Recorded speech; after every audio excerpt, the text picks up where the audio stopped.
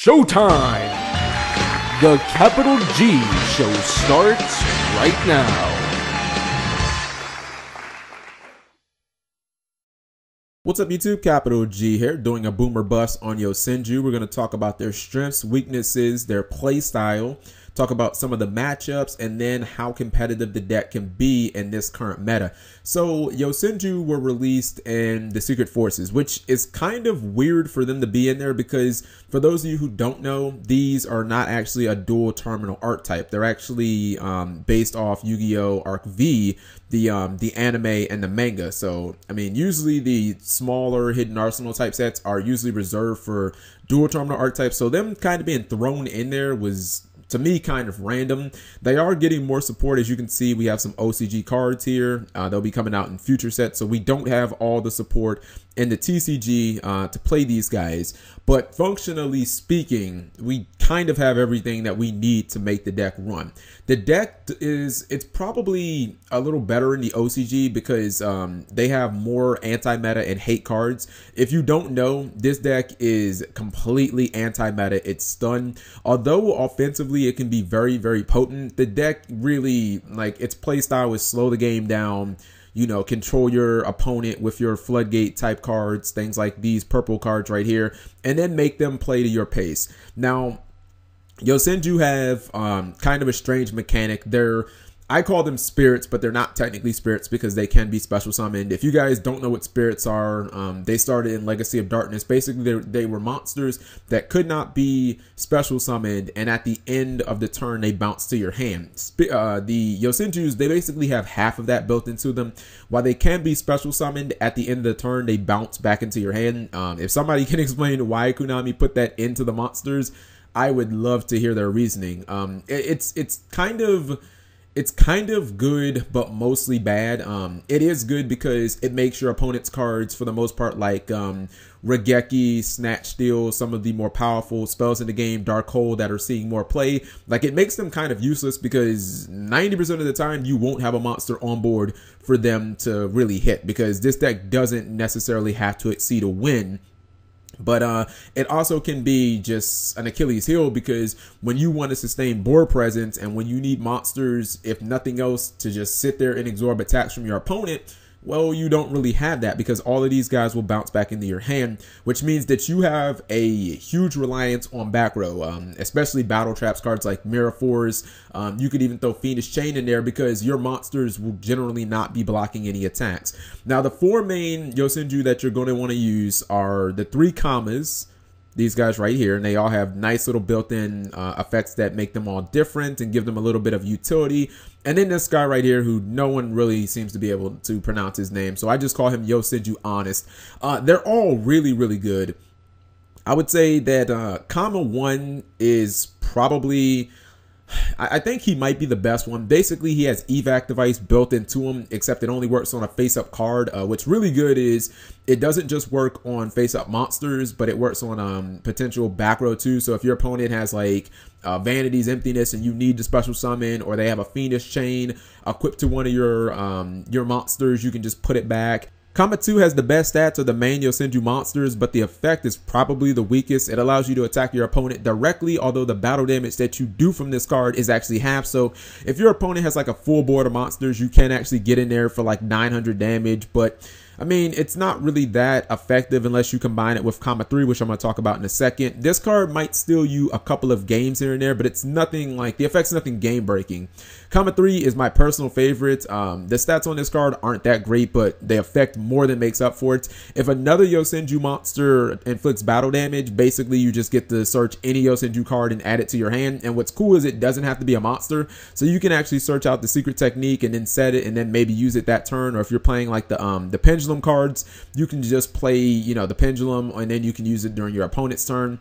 Then there's comma Honest. This guy is, to me, he's kind of like the evolution of the battle phase trick. You know, cards like Honest and Kalutes and Bujinji Crane. Not only does this guy not have to go to the graveyard to activate its effect, which means that unlike all those cards that I just named, you can use him under Macrocosmos and Dimensional Fissure. Couldn't do that with any of those cards. But then this guy actually has an on-field effect that's just crazy. You look at his stats and you say 1,000 attack, that's not that good, but what it actually does when it's on field is it can target any Yosenju monster, and then that target gains 1,000 attack. So you could just normal summon this guy, and then he goes to like 2,000 attack. So you can just like attack over a Ryo or attack over another random monster. But what's really cool is if you just summon any of these other guys, then you can just pump them up to like 25, 2,600. So this card is really, really good. Now, since Yosenju work best as an anti-meta deck where its pace is kind of slow and it's really a stun deck, you're going to want to run cards that facilitate that playstyle, not just monsters, but traps and spells as well. Things like Mistake, Macro, Vanities, Dimensional Fissure, Fossil Dyna, Thunder King Ryo. Each one of these cards can basically lock down an element of the game that the meta wants to use. And if you have so many different cards hitting your opponent from so many different angles, it doesn't really matter what you're playing against. You're locking down something that your opponent wants to do. Whether that's special summon, you've got Fossil Dyna and Vanities for that. If they want to search cards, which decks like Necros and Sertellanites are completely predicated on, okay, well, you've got Ryo and Mistake for that. If your opponent is playing Burning Abyss and they want to load up a graveyard so that they can, bounce their cards back with Sir and mill from Dante and all of that good stuff, okay, well, you're not going to let them do that because you've got Macrocosmos and then you have Dimensional Fissure. And then when you basically get these lockdown cards on board, well, then you can complement them by just hitting your opponent over the head with your core basic engine of your 4 Yosenjus. In certain situations, some of the floodgate cards may hurt you a little bit, but it's not gonna hurt you anywhere near as much as it's gonna hurt your opponent. If you have something like Mistake on board or Thunder King Ryo, okay, it may stop you from searching with Comma 3 and it may stop you from using Tenki, but think about Necros. I mean, you're basically hurting like 50% of their deck while you're only hurting 2 cards in yours. Now, since this deck is all Beast Warrior, you do get access to Tenki, so it's pretty much going to be the Rota for your deck, and you're going to get a 100 attack boost, but you also get to go into some really cool Xyz, things like Tiger King and Kagasuchi. Another thing that you have to know about this deck is if you do have multiple Tenkis on board and you make Tiger King to get that 3rd Tenki, you can actually, when Tiger King dies, you can launch him and then you can summon these guys. So you never really lose board presence when you make this card. You also get the ability to run Lightning Chidori since all of these guys are actually wind. This card can be really, really good if you have anti-spell fragrance as, decks like Necros and Cleese, they'll be forced to kind of set their spells before they're able to use them. You can make Lightning Chidori. You can put this shit right back in their deck and then spin their monsters to the top of their deck, so they're kind of like in a little bit of a soft lock. Now, one of the issues that this deck has, they have really, really good support cards. I just don't think Konami really knew what the fuck that they were doing when they built this deck. For instance, Secret Move is basically Infernity Barrier, but you have to control a face-up Yosenju card, and they have Pendulum Scales as well. You see some builds use these. For the most part, the more successful builds don't run these cards. This card has so much potential. The problem is if you run it and you don't run the Pendulum Scale, the only time you'll be able to use this is during your turn, because that's the only time you'll have face-up Yosenjus, unless for some reason you special summon one, but this deck doesn't really special summon that much. The Pendulum Scale, it's pretty much the same thing. It has a built-in effect that's pretty neat, but you'll never really need to pendulum summon in this deck. Like, I really don't understand what Konami was doing when they built this art type. It's like they had a solid base with these 4 cards, and they put so many stupid ass pitfalls into the deck. Like, why do they have these monsters with, like level 10 and level 6s? Like, it's all fucking stupid, because this is not a deck that should be inherently tribute summoning. And if they wanted to make them pendulums, then they sure as hell didn't give them like easy ways to search the scales. The only way to search the scales that's what I would consider easy is pretty much this card. And then, they gave them some pretty decent spell and trap cards, but then they didn't make them searchable. So it's like, why would you make probably the best card searchable, but then not make future cards searchable? It didn't make any sense to me. What I think Yosenjus really need, I think they need Xyz, because it's pretty evident by now that the 4 rank 4 or the 4 level 4s are easily the best monsters, and they all work together really, really nicely. So I think this is going to be one of those strange times where Konami didn't really build an art type properly, and they didn't really, give us much after the foundation. I mean, they started pretty well with the 4 level 4 monsters, but then they just went off on some other shit trying to make the deck pendulum and making it so that the spell and traps were no longer searchable. And I just don't understand what they were trying to do, but I think the players are going to have to optimize the deck to get the most out of it. And if you look at the OCG, in the OCG, Yosenju do really well. I mean, they win major events and they top a lot because some of their anti-meta hate cards, their floodgates, you know, things like Thunder King Ryo, Dimensional Fissure, Macrocosmos, they're at 3 in the OCG. So when they run against Necros, I mean, the Necros player is usually in trouble because when they finally get the out to these cards, the Yosenju player is like, oh, that's cool, just